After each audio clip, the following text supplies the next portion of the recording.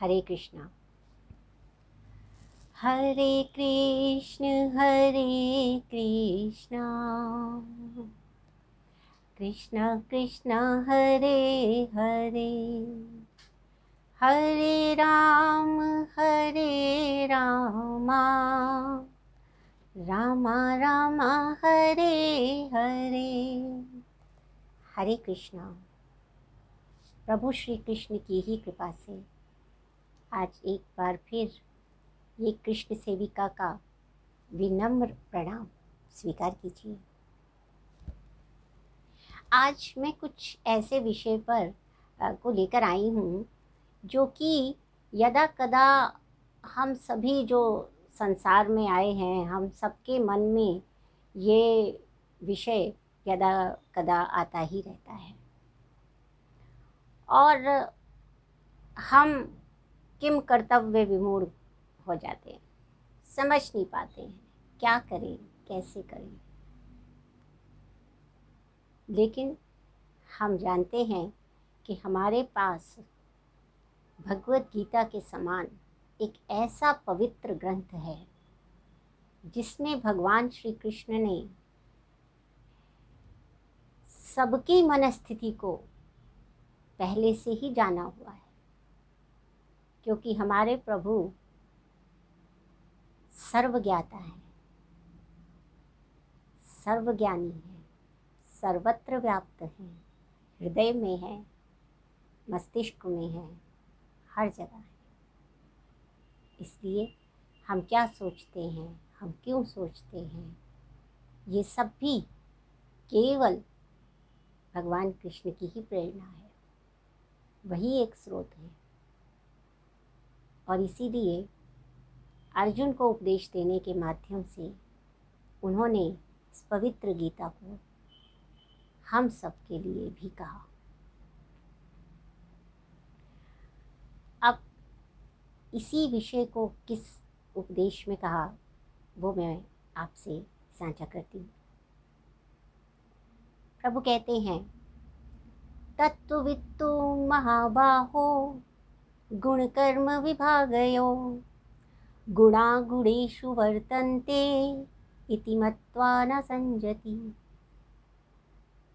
साधारण हिंदी है कि जो तत्ववित्त हैं, जो तत्व को जानने वाले हैं, वो गुण और कर्म के विभाग को जानते हैं और ये भी जानते हैं कि गुण गुणों के प्रति ही प्रवर्तित होंगे, प्रेरित होंगे। ऐसा मानकर, ऐसा जानकर वो कभी भी संजते यानी कि उनसे आसक्त नहीं होते हैं, वहाँ कहीं नहीं रुकते हैं। अर्थात ये तत्वविद कौन है? कि तत्व अर्थात सत्य है। और महाबाहो विशेषण का प्रयोग उन्होंने इसलिए किया कि वो अर्जुन को युद्ध के लिए प्रेरित करना चाहते हैं और युद्ध में जो भुजाएं हैं उनका महान होना, बड़ा होना, बलवान होना अनिवार्य है। और अर्जुन को इससे संबोधित करके ये बता रहे हैं कि आपके पास युद्ध करने के लिए सामर्थ्य है, याद दिला रहे हैं। और इसी से हमें समझना चाहिए कि प्रभु प्रतिपल जो करने के लिए हमें प्रेरित करते हैं उसकी सामर्थ्य वो हमें पहले दे चुके हैं और वो हमें बताते हैं कि जो तुम्हें करना है, जो तुम्हारा स्वधर्म है, जिस युद्ध को, जिस संघर्ष को तुम्हें करना है, उसकी सामर्थ्य मैं तुम्हें दे चुका हूँ। और ये कहा जाए कि प्रभु प्रेरित ही उस कर्म के लिए करते हैं जिस कर्म के लिए सामर्थ्य वो हमें दे चुके होते हैं। तो अब जो तत्वविद है, जो सत्य को जानता है, वो ये जानता है गुण और कर्म का विभाग। अर्थात इस भौतिक संसार में हम क्यों आए? क्योंकि हम प्रकृति के जो 3 गुण हैं, अर्थात सत्व, रजस और तमस, इनसे जुड़े रहते हैं और इन्हीं से प्रभावित होकर, ये प्रभु की माया है, इन्हीं से प्रभावित होते हैं और कर्म करते हैं। अब यदि सात्विक करते हैं तो भी मैं बद्ध हूँ, क्योंकि उस सात्विक कर्म का फल भोगने के लिए मुझे पुनः आना होगा।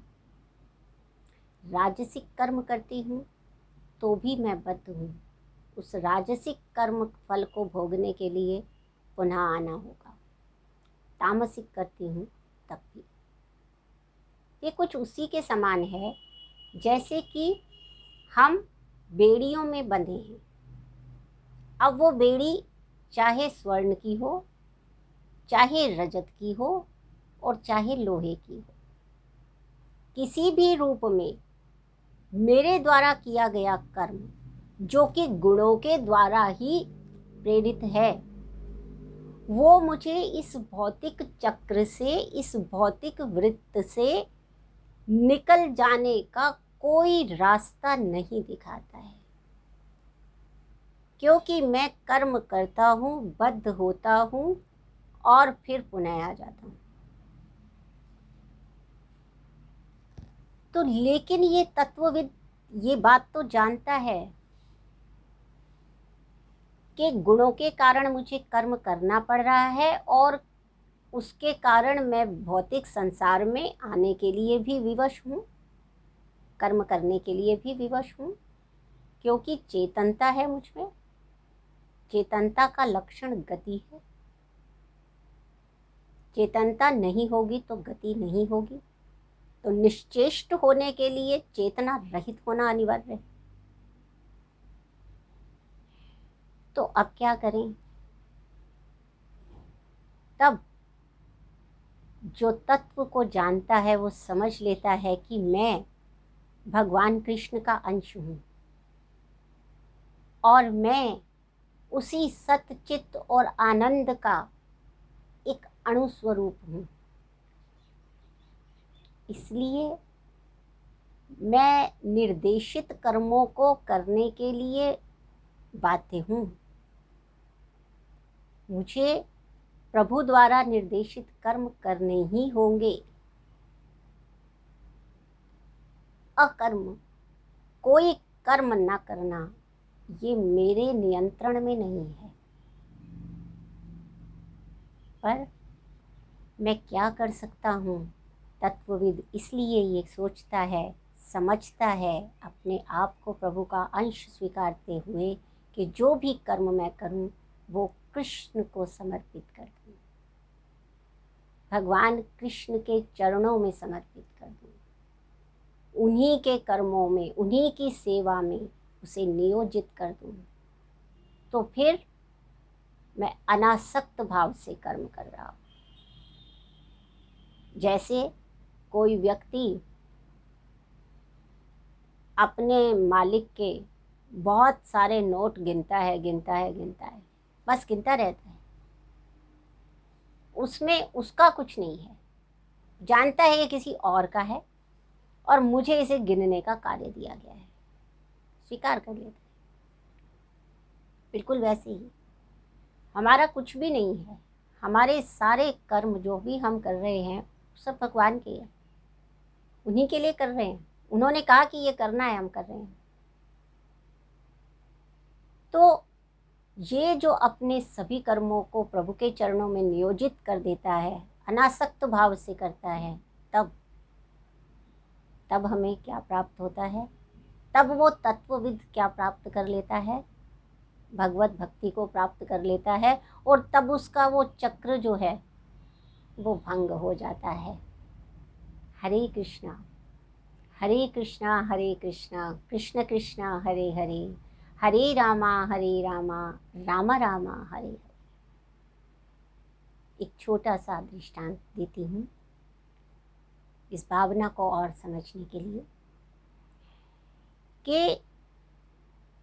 एक व्यक्ति है जो मिष्टान्न का त्याग कर रहा है। उसको कह रहा है कि मैं ये तरह तरह के भोग नहीं करूँगा, मैं अपने इंद्रियों को वश में करके रखूँगा और इनसे दूर रहूँगा, त्याग कर देता है। सोचता है कि ये विशेष प्रकार के खाद्यान्न जो हैं ये मुझे आकर्षित करते हैं और इनसे मैं मोह में पड़ जाता हूँ और फिर मेरी इंद्रियां इसी में आसक्त हो जाती हैं। तो यदि मैं इनका त्याग कर दूं तो मैं मोक्ष को प्राप्त कर लूँगा। परंतु ये त्याग अधूरा है। श्रील प्रभुपाद कहते हैं कि त्याग तो कर दिया भौतिक रूप से, परंतु जो इंद्रिय है वो अभी भी विषय में आसक्ति रखती है, तो उस त्याग का कोई भी फल प्राप्त होने वाला नहीं है। तो यही खाद्यान्न, यही भोजन अब यदि भगवान को समर्पित कर दिया जाता है, प्रभु के चरणों में समर्पित कर दिया जाता है और उनका भोग लगाकर और फिर ग्रहण किया जाता है, तो वो प्रसाद बन जाता है।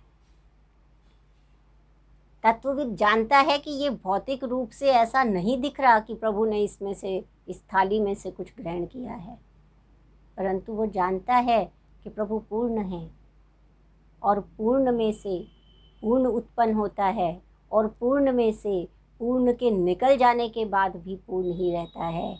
ऐसे ही हैं श्री भगवान। हरे कृष्णा हरे कृष्णा। ये ऐश्वर्य केवल प्रभु कृष्ण में है, इसीलिए कृष्ण ही भगवान है। तो अब उस तत्वविद ने उस खाद्यान्न को, उस भोजन को प्रभु को समर्पित कर दिया, प्रभु के चरणों में रख दिया और पश्चात उसका ग्रहण कर लिया, प्रभु को भोग लगा के पश्चात उसका ग्रहण कर लिया।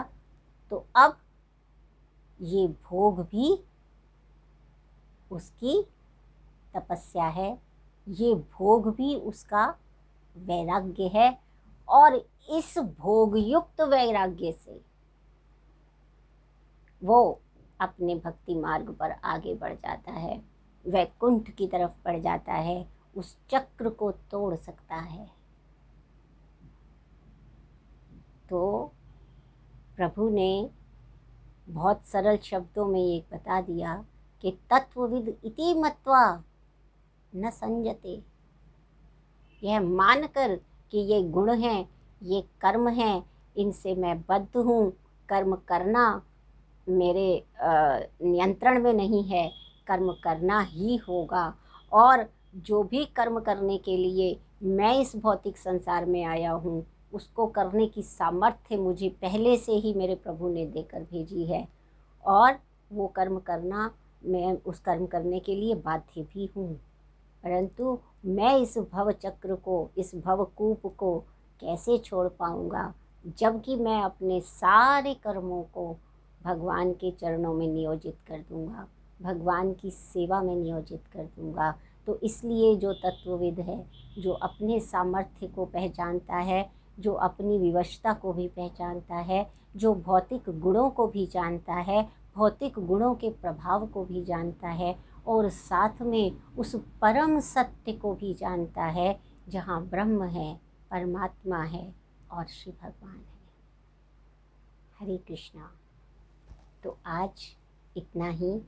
हम भक्तजनों ने यह अध्यात्म चिंतन करने का प्रयास किया कि किस तरह से इस भौतिक जगत में रहते हुए भी हम अपने कर्मों को प्रभु के चरणों में नियोजित करने से इस भव चक्र को एक दिन पार करने में सफल होंगे और वो भी श्रीहरि की अहेतु की कृपा के कारण ही।